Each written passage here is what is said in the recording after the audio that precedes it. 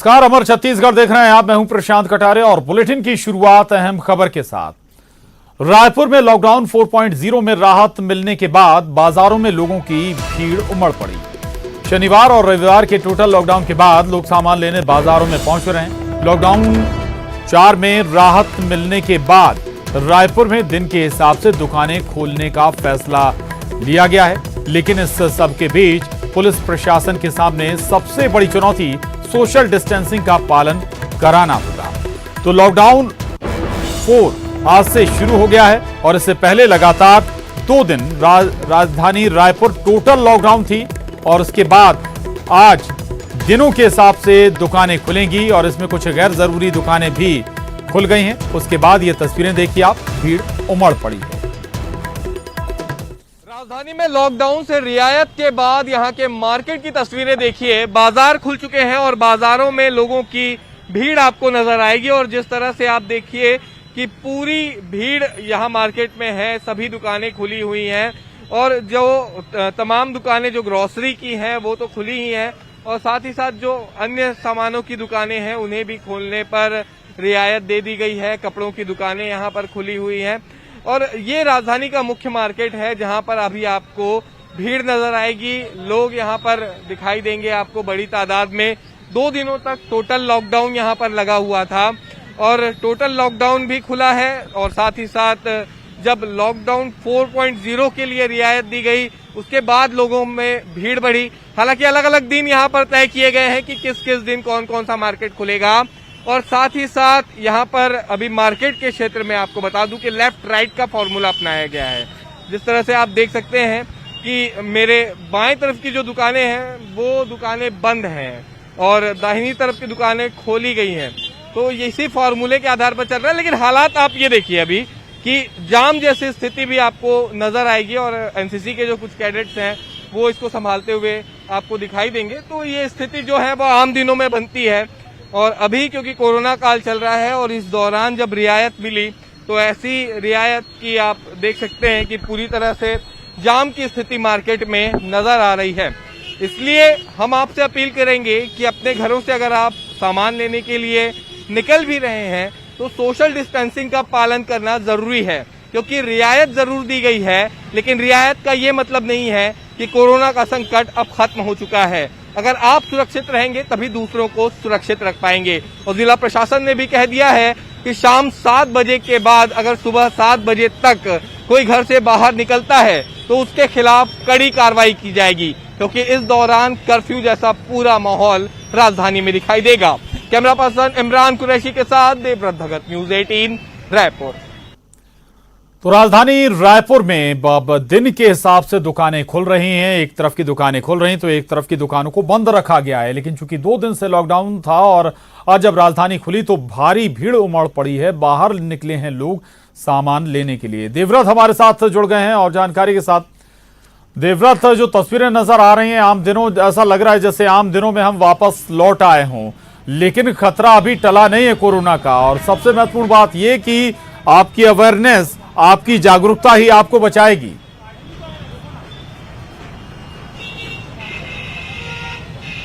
जी बिल्कुल प्रशांत, क्योंकि खतरा अभी टला नहीं है। केवल लॉकडाउन 4 के ये पहले दिन की ही तस्वीरें हैं जिसमें हम देख रहे हैं कि मार्केट में लगातार लोगों की भीड़ बढ़ रही है और मार्केट एरिया में ही इस वक्त मैं मौजूद हूं और यहाँ पर आप जब पहुंचते हैं तब देखते हैं कि आम दिनों की तरह जाम की स्थिति लगी हुई है।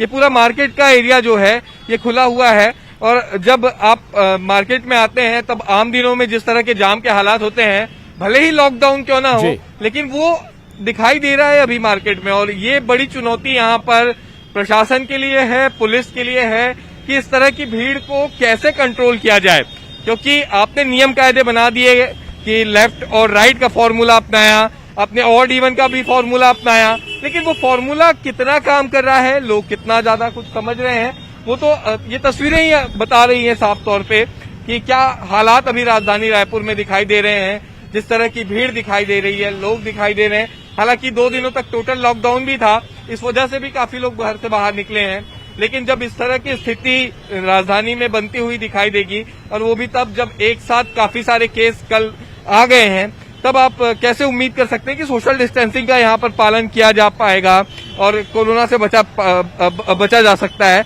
लेकिन ये भीड़ ही बताती है कि भाई केवल शासन और प्रशासन को ही नहीं बल्कि आम आदमी को भी इसके लिए जागरूक होने की जरूरत है, क्योंकि कोरोना का खतरा अभी टला नहीं है। केवल और केवल अभी जो रियायत दी गई है आम जनता को, रियायत व्यापारियों को रियायत इसलिए क्योंकि अभी तक के लॉकडाउन के दौरान आर्थिक गतिविधियों को बढ़ाना था, आर्थिक गतिविधियां तेज करनी थी। इसका ये मतलब नहीं है तो कि प्रशासन को थोड़ा सख्त भी रहना होगा ताकि लोग सोशल डिस्टेंसिंग का पालन करें। दूसरी बात एक और भी, आम जनता को भी ये समझना होगा कि अगर कोई चीज की दरकार है आपको, कोशिश करिए एक साथ खरीद लें, बार बार बाहर निकलने की दरकार ना पड़े, जरूरत ना पड़े। देवव्रत जी बिल्कुल, क्योंकि इसलिए यहाँ पर ये फॉर्मूला भी अपनाया गया कि आधी दुकानें जो है वो अलग अलग दिन खुलेंगी। ज्वेलरी, सराफा बाजार के लिए, कपड़ों के लिए अलग अलग दिन तय किए गए हैं। लेकिन एक साथ जो भीड़ नजर आ रही है वो समझ से परे है कि क्यों आखिर लोग एक साथ यहाँ पर मार्केट में निकल रहे हैं, क्यों इतनी भीड़ इकट्ठी हो रही है। क्योंकि हर दिन जब अलग अलग सामानों के लिए यहाँ पर प्रशासन द्वारा तय किए गए हैं, तब अगर एक साथ ऐसी भीड़ निकलती है तो ये वाकई चिंताजनक बात सबके लिए है, आम नागरिकों के लिए, प्रशासन के लिए और सरकार के लिए। क्योंकि सरकार अभी तमाम चुनौतियों का सामना कर रही है। कोरोना को लेकर के अभी छत्तीसगढ़ में स्थिति बहुत ज्यादा चिंताजनक नहीं बनी हुई है और अगर इस तरह से तस्वीरें सामने आती है, इस तरह के हालात आते हैं तो इससे निपटना काफी मुश्किल होगा। और इसके लिए आम लोगों को समझना बेहद जरूरी है कि भाई अगर आप घर से बाहर निकल भी रहे हैं तो केवल जरूरी चीजों के लिए निकलें। और वैसे भी सरकार के द्वारा जो दुकानों का समय है वो सुबह 9 बजे से लेकर के शाम 5 बजे तक के कर दिया गया है। इसमें भी रियायत दी गई है, तो आपके पास पूरा समय है कि आप सामानों की खरीदी कर सकें। लेकिन बावजूद इसके मार्केट में अगर इस तरह की भीड़ दिखाई देती है तो प्रशासन को चाहिए कि अब जिस तरह से पहले की सख्ती दिखाई जा रही थी, शायद वही सख्ती लोगों के समझ में आए। जी बिल्कुल, शायद कोई और फॉर्मूले की भी दरकार होगी देवव्रत, कि ऐसा ना हो कि लोग एक साथ बाहर निकल आए हैं, कुछ और दूसरा फॉर्मूला ऐसा कि एक दिन ये केवल किराने की दुकान खुलें या एक दिन ये खुलें। प्रशासन शायद इस पर विचार भी कोई कुछ कर रहा होगा, लेकिन ये जरूर चिंता का सबब है कि सारी दुकानें भी नहीं खुली हैं लेकिन फिर भी भीड़ आम दिनों जैसी है। कॉल कर गया अभी देवव्रत, शायद देवव्रत तक आवाज नहीं पहुंच पा रही, लेकिन आपको फिर बता दें कि राजधानी रायपुर आज खुली है। लेकिन हालांकि इसमें बदलाव ये है कि कोई भी मार्केट है तो उसमें लगभग आधी दुकानें खुली हैं, आधी दुकानों को बंद रखा गया है। लेकिन इसके बाद जो तस्वीर है वो ये कि लगातार लोग नजर आ रहे हैं, बड़ी संख्या में लोग वहां पर नजर आ रहे हैं। देवव्रत हमारे साथ जुड़े हुए थे, शुक्रिया देवव्रत आपको इस पूरी बातचीत के लिए, जानकारी के लिए धन्यवाद आपका। उधर लॉकडाउन के तीसरे चरण के अंतिम दिन महासमुंद कलेक्टर ने लॉकडाउन 4 को लेकर नया आदेश जारी किया है। कलेक्टर ने लॉकडाउन की तिथि को आगे बढ़ाते हुए 31 मई तक लॉकडाउन को बढ़ाए जाने का नया आदेश जारी किया है। इसके साथ ही लॉकडाउन के चौथे चरण में ग्रीन जोन में बने हुए महासमुंद जिले को काफी छूट मिली है। महासमुंद जिले में अब लगभग सभी प्रकार की दुकानों को खोले जाने की अनुमति दे दी गई है। आज से सुबह 9 बजे से लेकर शाम 4 बजे तक सभी प्रकार की दुकानों को खोलने की छूट दी गई है। केवल मेडिकल के दुकानों को ही सुबह 9 बजे से रात 9 बजे तक खोला जा सकता है। इसके अलावा प्रत्येक सप्ताह में शुक्रवार को रात 11 बजे से लेकर सोमवार की सुबह 6 बजे तक टोटल लॉकडाउन रहेगा। इस दौरान यातायात की सभी सार्वजनिक सुविधाएं पूरी तरह से बंद रहेंगी। तंबाकू, गुटखा की बिक्री पर प्रतिबंध रहेगा।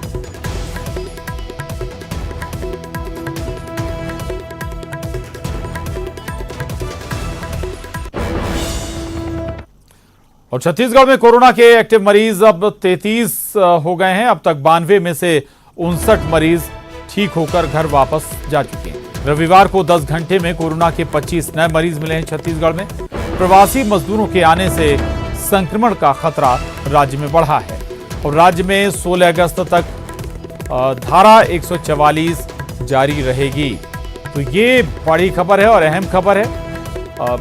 छत्तीसगढ़ में अब कोरोना के एक्टिव मरीज 33 हो गए हैं और कुल अगर हम मामलों की बात करें तो अभी तक 92 का आंकड़ा पहुंच चुका है, जिनमें से 59 कोरोना संक्रमित ठीक भी हो चुके हैं। दरअसल रविवार को 10 घंटे के अंदर कोरोना के एक साथ 25 नए मरीज मिले हैं। अवधेश मिश्रा हमारे साथ जुड़ गए हैं और जानकारी के साथ। अवधेश, जिस बात का जिक्र और डर लगातार आप जाहिर करते रहे हैं, प्रवासी मजदूर अब आ रहे हैं और उन्हीं के चलते आंकड़ा भी बढ़ रहा है। 25 मरीज एक साथ कोरोना के।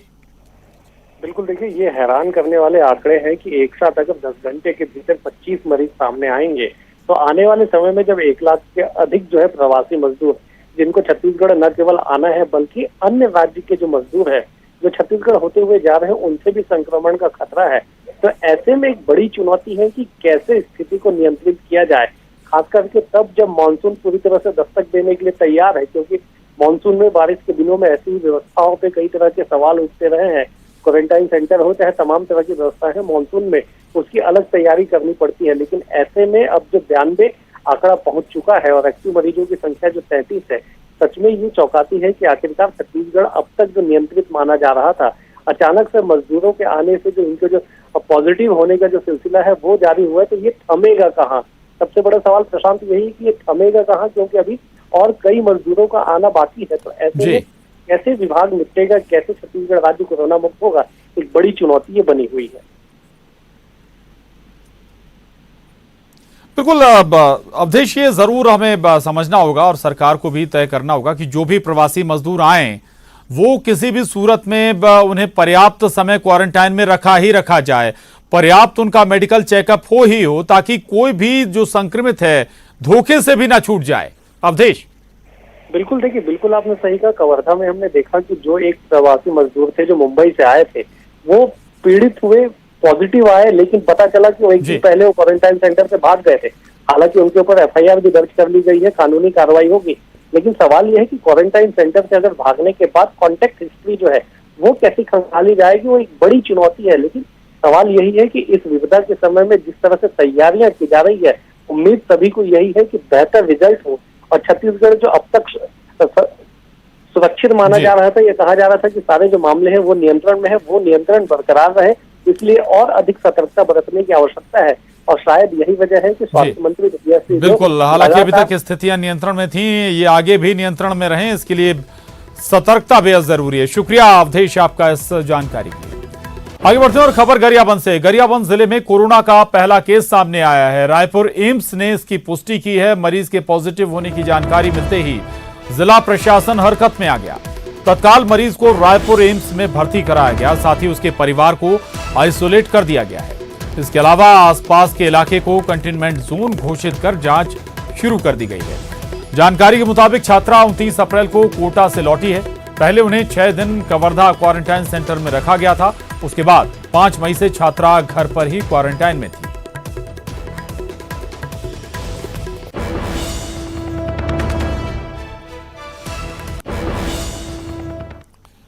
वहीं कवर्धा जिले में कोरोना के 2 और पॉजिटिव केस मिले हैं। पॉजिटिव पाए गए मरीज मजदूर हैं जो महाराष्ट्र से लौटे थे, जिनमें एक 75 साल की बुजुर्ग महिला भी है जो हाल ही में नागपुर से आई थी। वहीं दूसरा युवक है जो मुंबई से लौटा था। इन्हें राहत शिविर में रखा गया था।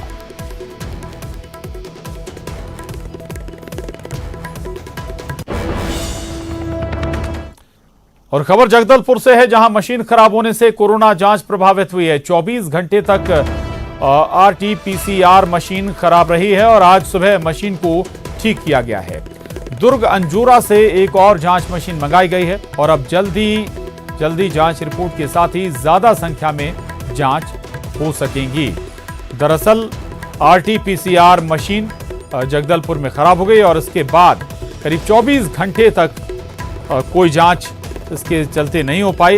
हालांकि आज सुबह मशीन को ठीक किया और दुर्ग अंजोरा से एक और जांच मशीन मंगाई गई ताकि अब जल्दी जांच हो सके कोरोना संक्रमण की।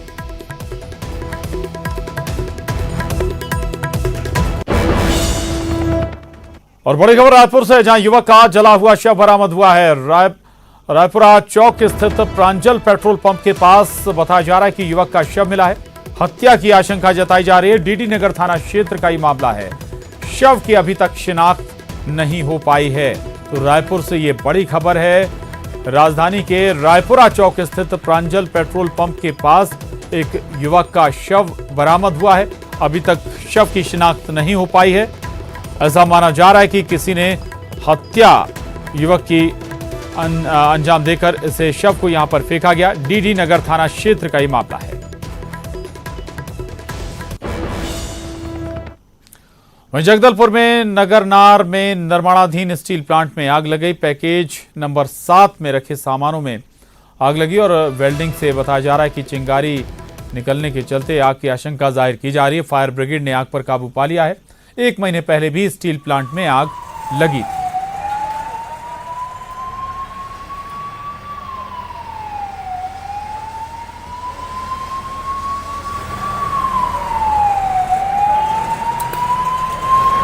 चावल लेना था।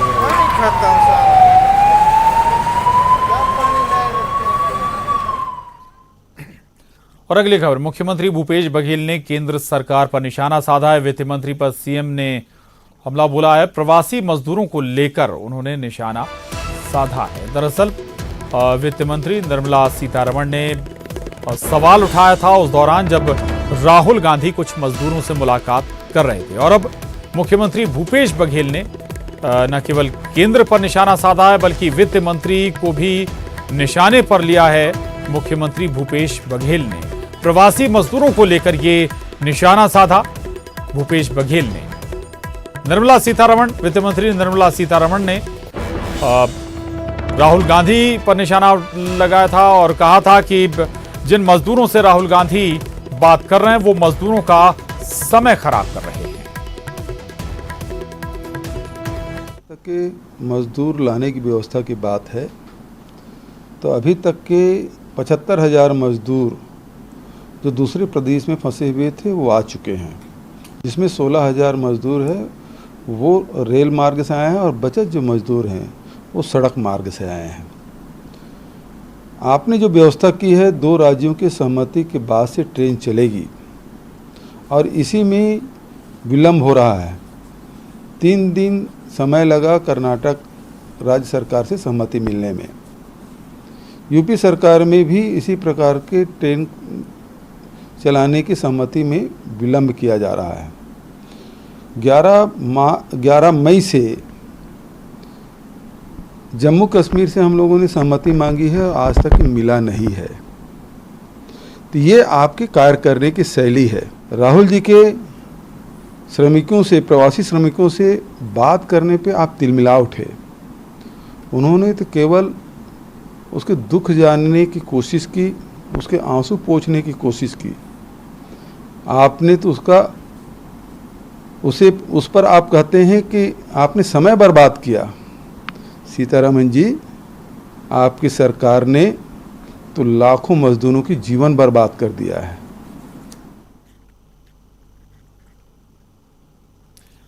छत्तीसगढ़ के मुख्यमंत्री भूपेश बघेल ने खजाना खोल दिया है। मुख्यमंत्री ने छत्तीसगढ़ आने वाले सभी मजदूरों की मदद के निर्देश दिए हैं। मजदूरों को खाना, पानी, राशन दिए जाने की व्यवस्था की गई है।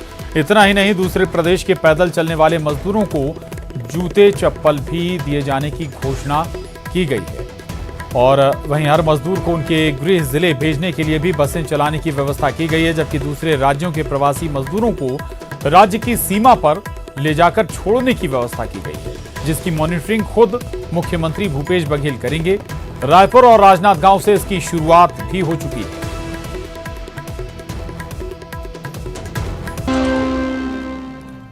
और ब्रेक के बाद खबर रायपुर से है। पूर्व सीएम अजीत जोगी का मेडिकल बुलेटिन जारी किया गया है। डॉपलर स्कैन में दिमाग में खून का प्रवाह नजर आया है। दिमाग में खून के प्रवाह को डॉक्टरों ने अच्छा संकेत बताया है और डॉक्टरों की टीम लगातार उनकी सेहत पर, उनकी हालत पर नजर बनाए हुए है। हालांकि फिलहाल अजीत जोगी कोमा में ही हैं और अभी हालत उनकी स्थिर बनी हुई है। तो मेडिकल बुलेटिन जारी कर दिया गया है पूर्व सीएम अजीत जोगी का और डॉपलर स्कैन में दिमाग में खून का प्रवाह भी नजर आया है। डॉक्टर लगातार नजर बनाए हुए हैं, लेकिन जो बात है कि अभी भी अजीत जोगी की हालत स्थिर है।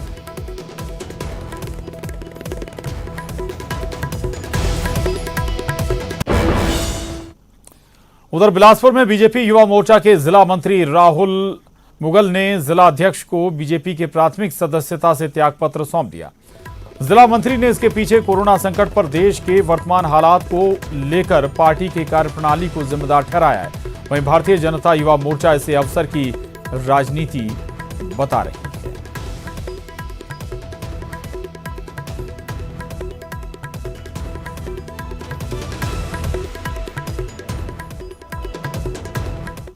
उधर एक कलाकार सुदर्शन पटनायक ने सैंड स्कल्पचर के माध्यम से लोगों को एम्फन से सुरक्षित रहने का संदेश दिया है।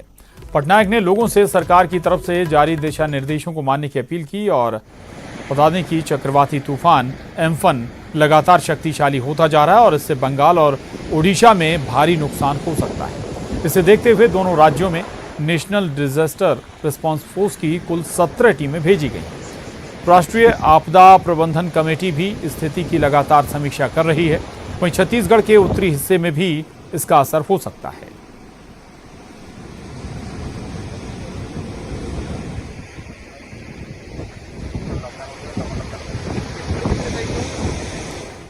और इसके साथ ही इस बुलेटिन में बस इतना ही। खबरों का सिलसिला न्यूज़ 18 मध्य प्रदेश छत्तीसगढ़ पर